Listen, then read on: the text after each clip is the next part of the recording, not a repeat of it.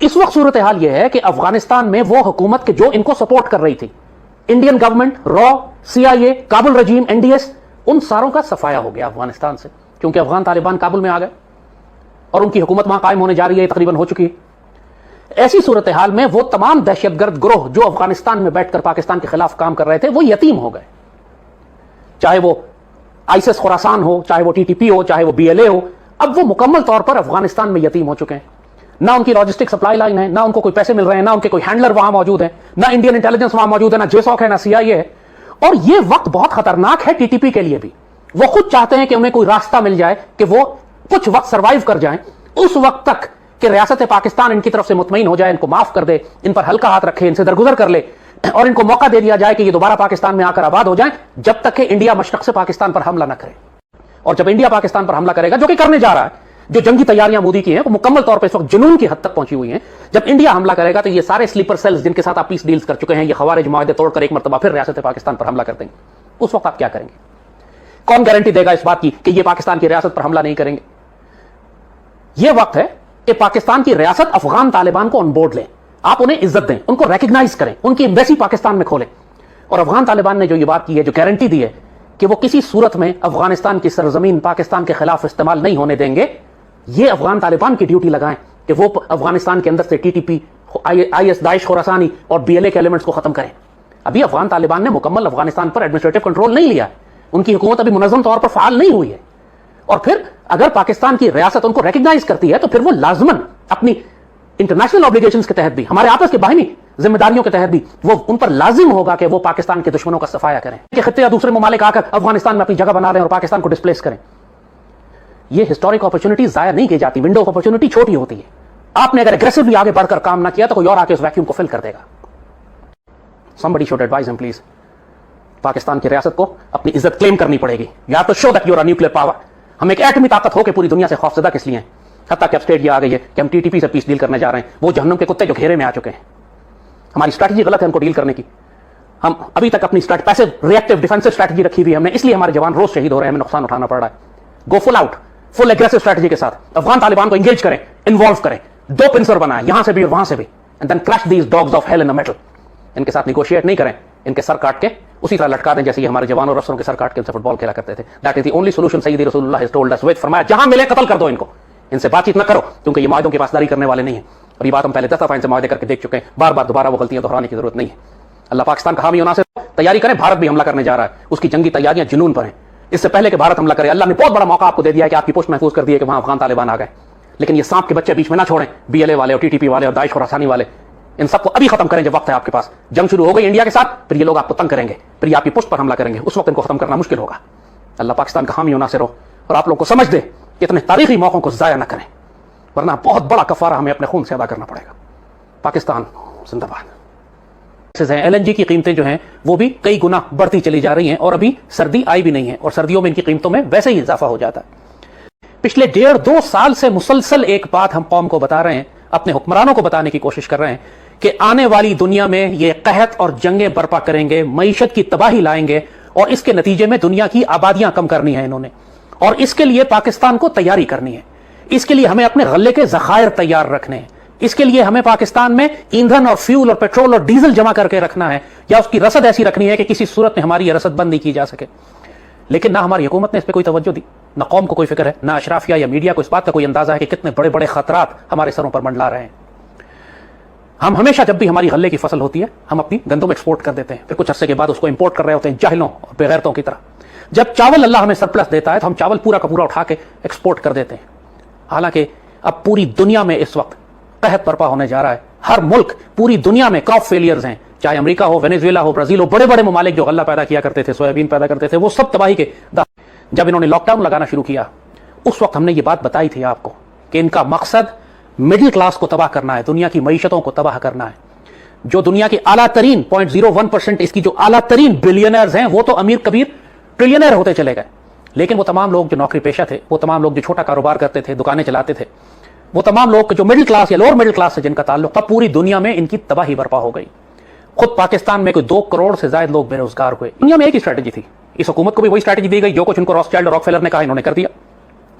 اس lock down کے نتیجے میں پوری دنیا میں پہلے تباہی برپا ہوئی، कारोबार खत्म हो गया, फसलें खत्म हो गई, क्योंकि फसलों को लेकर लॉकडाउन लगे हुए थे, लिहाजा फसलें जो थी वो मार्केट में और बाजारों में, मंडियों में नहीं लाई जा सकी। तो पूरी दुनिया में वैसे ही कहत बर्पा हो रहा था, सप्लाई चेन डिस्टर्ब हो रही थी।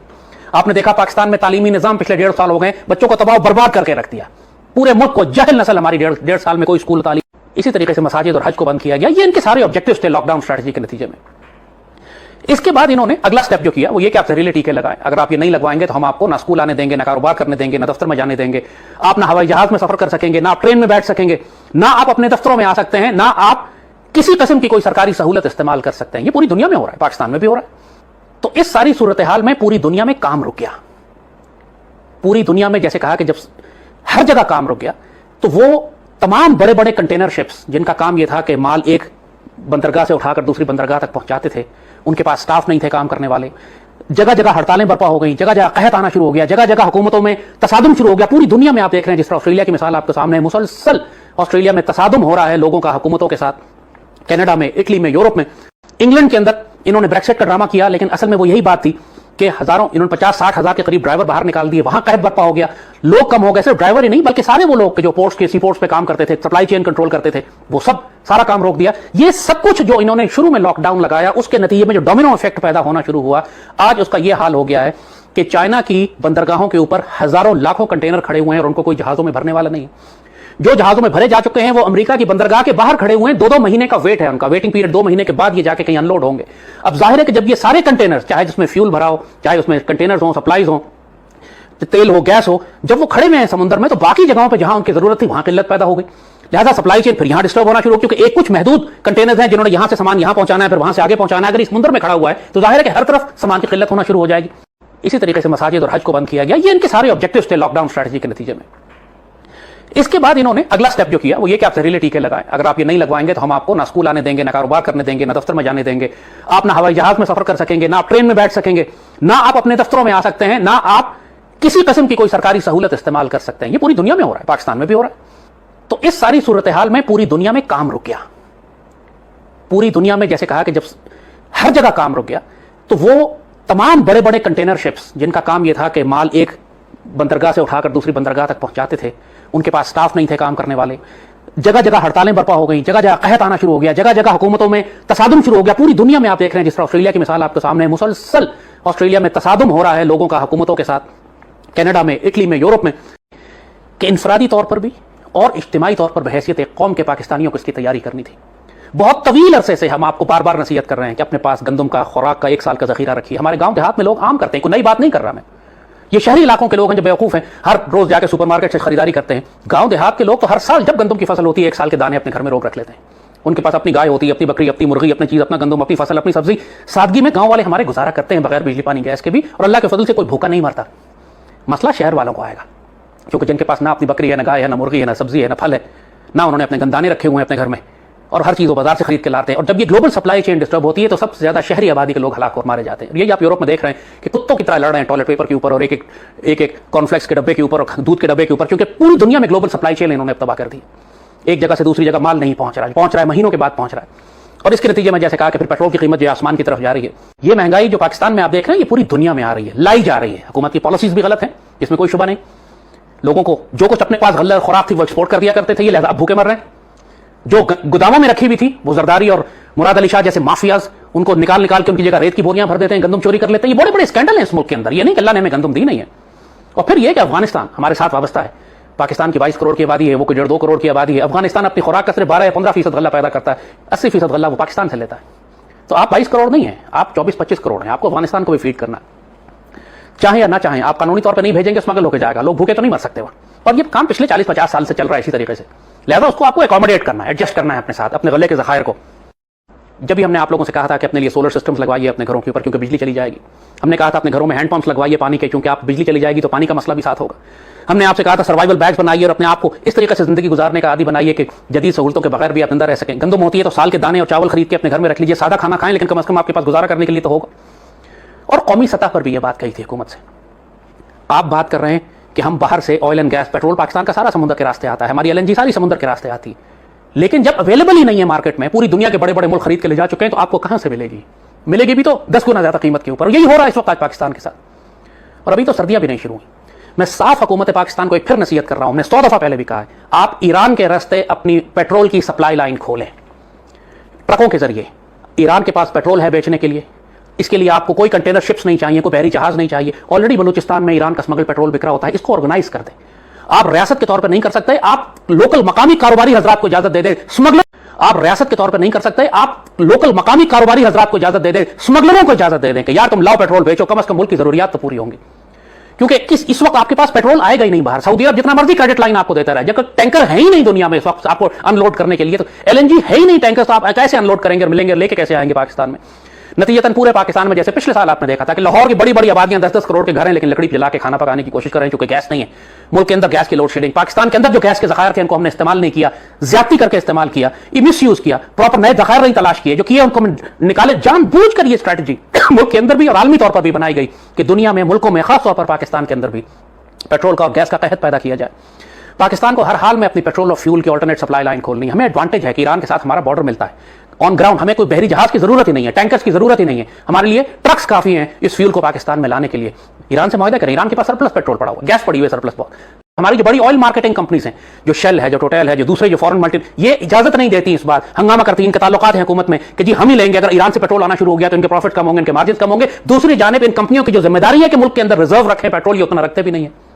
پاکستان اسٹیٹ آئل کرپشن کی اتنی زیادہ اس کے اندر اتنی زیادہ تباہ برباد اس کو کر دیا ہے کہ نہ اس کے پاس اسٹریٹجک ریزرو ہے، اور یہ ہر ہفتے جب تک شپ نہ آئے ان کے پاس سپلائیز نہیں ہوتی، اپنا کوئی ریزرو نہیں رکھا ہوا ملک میں، انہوں نے سب کچھ بیڈلی مینجڈ ہے، انٹرنل کرپشن بھی ہے، مس مینجمنٹ بھی ہے، اور گلوبل سپلائی چین ڈسرپشن بھی ہے۔ تو یہ بات اس وقت پاکستان کے حکمران کو، اشرافیہ کو، پاکستانی میڈیا کو، جیسے کسی کو احساس نہیں ہے کہ کتنا بڑی قیامت آنے والی ہے، پوری دنیا میں آ رہی ہے، صرف پاکستان میں نہیں۔ ہمیں تو اس کا اللہ کا فضل ہے کہ اثر کم ہوتا ہے، کہ ہم کسی حد تک ہمارے لوگوں کے پاس اپنی گندم، اپنا غلہ، اپنی خوراک ہوتی ہے۔ آپ نے آسٹریلیا کی مثال دیکھی، وہاں پہ جب پوری سپلائی چین ڈسٹرب کر دی انہوں نے، نتیجہ یہ ہے کہ وہاں براہ راست آسٹریلیا میں مارشل لاء تقریباً لگ چکا، ایک علاقے سے دوسرے علاقے میں آپ نہیں جا سکتے۔ اس طرح پولیس وہاں پہ لوگوں کو مارتی ہے کہ جیسے استغفر اللہ کشمیر لگتا ہے، کشمیر ہے کہ بھارتی فوج کشمیریوں کو مار رہی ہے، یہ آسٹریلین پولیس اپنے عوام کو مار رہی ہے، کیونکہ لوگ تنگ آ گئے ہیں۔ پورے یورپ میں جیسے کہا ٹرکس کی ہڑتال ہے، سامان پوری یورپ میں سپلائی لائن جگہ جگہ رک، روس کی گیس سپلائی لائن کی گیس ہے جس کے اوپر یورپ چلتا ہے، اب وہ ایک مسئلہ پڑا ہوا ہے اس کے اوپر کہ روس کہہ رہا ہے کہ جو اتنی سپلائی ہم دیتے ہیں تو مزید نہیں دے سکتے، ہمارے پاس اوپیک جو ہے وہ قیمتیں اوپر رکھنے کی خاطر مزید سپلائی نہیں بڑھانا چاہتا، کہ اس طرح قیمتیں بہت اوپر جا رہی ہیں، آلریڈی $80 $90 تک جانے والی ہیں، وہ سپلائی بڑھا دیں گے تو قیمتیں نیچے آ جائیں گی، وہ یہ نہیں کرنا چاہتے۔ تو جیسے کہا یہ ڈیلیبریٹ کیوس ہے، ڈیلیبریٹ امپلوژن آف سوسائٹی ہے۔ جو انسان زہریلے ٹیکوں سے نہیں مرے گا وہ بھوک اور پیاس سے مارا جائے گا، وہ قحط سے مارا جائے گا، پھر اس کے نتیجے میں قوموں میں، ملکوں میں جنگیں ہوں گی، وہ جنگوں سے مارے جائیں گے۔ یہ سب کے سب ایک جس کو یہ گلوبل ریسیٹ کہتے ہیں، جس کو یہ کہتے ہیں نیو ورلڈ آرڈر کے قیام سے پہلے جو کچھ ہے ہم نے اس کو تباہ و برباد کرنا ہے۔ عالمی نظام نو، نیو ورلڈ آرڈر، اس سے پہلے گلوبل ریسیٹ کرنا چاہتے ہیں، تعمیر نو جس کو کہہ رہے ہیں، دوبارہ سے آغاز کر رہا ہے، اثر نو آغاز اس دنیا کا جو نوح علیہ السلام کے طوفان کے بعد ہوا تھا، جس ساری دنیا تباہ ہو گئی اور کشتی سے لوگ دوبارہ شروع ہوئے تھے۔ یہ کم وقت، یہ پلیت، یہ شیطان، یہ دجالی دوبارہ اسی معاملے کو خود نعوذ باللہ اپنے آپ کو خدا سمجھتے ہیں، جس طرح فرعون اپنے آپ کو خدا سمجھتا تھا۔ یہ چاہتے ہیں کہ دنیا کی آبادی کم کر کے اپنے نظام کو خود اپنی مرضی سے تیار کریں گے، جس میں 7 ارب لوگوں کی ہمیں ضرورت نہیں ہے، 50-60 کروڑ لوگ کافی ہے ہمارے لیے، اس میں یہ ہر قسم کے انسانوں کو ہلاک کرنا چاہتے ہیں۔ تو یہ سب کچھ اس وقت آپ کے سامنے دنیا میں ہو رہا ہے، اپنے آپ کو تیار کریں۔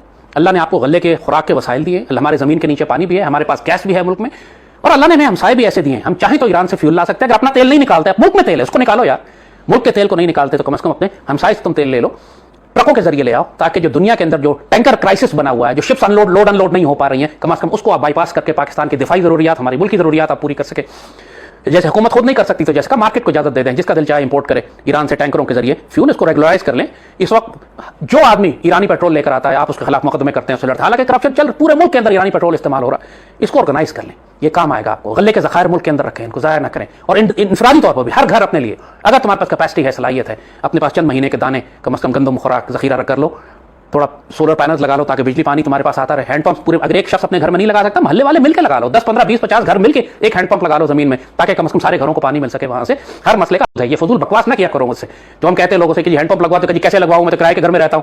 تم کرائے کے گھر میں رہتے ہو، پورا محلہ تمہارا موجود ہے، 50 گھر مل کے لگوا لو گلی کے کونے میں، تاکہ سب کو پانی مل جائے، ہر مسئلے کا حل کیا جا سکتا ہے۔ لیکن وہی بات ہے کہ جس کے نصیب میں اللہ نے مرد آزاد کی طرح، جرأت رندانہ کی طرح آزاد رہنا لکھا ہے، وہ مسئلوں کا حل نکالے گا۔ جو پہلے ہی غلام، شکست خوردہ، فریب خوردہ ہے، وہ ہر مسئلے میں ایک اور جب اس کو مسئلہ بتاؤ تو وہ 100 مسئلے اور کھڑے کر دے گا کہ میں کیسے کروں، کیوں کروں، کب کروں، کیسے کروں، کون کر کے دے گا۔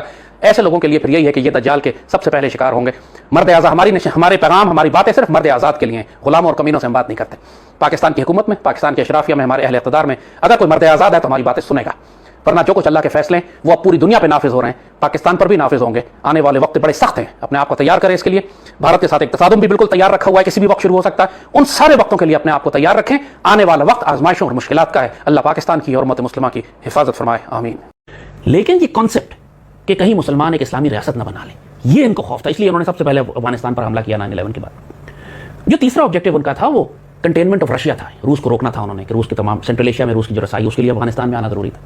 چوتھا کنٹینمنٹ آف چائنا تھا، چائنا کو روکنا تھا. پھر ایک ان کا اسٹریٹجک آبجیکٹو تھا کہ control of global trading roots, دنیا کے جو بڑے بڑے تجارتی راستے ہیں اور واٹر ویز ہیں ان کو کنٹرول کرنا ہے. اور آپ دیکھ رہے ہیں کہ جب یہ افغانستان میں آئے یہاں بیٹھ کر یہ سارے آبجیکٹو اچیو کر رہے تھے. انہوں نے اسلامک ریاست کو بھی تباہ کر دیا، انہوں نے اسلامی حکومت تھی اس کو ختم کر دیا. انہوں نے پاکستان میں ایسی دہشت گردی بھیجنا شروع کی کہ پاکستان تقریباً اتنا ڈیسٹیبلائز ہو گیا تھا کہ CIA کی اپنی رپورٹ تھی کہ 2015 تک پاکستان باقی ہی نہیں رہے گا.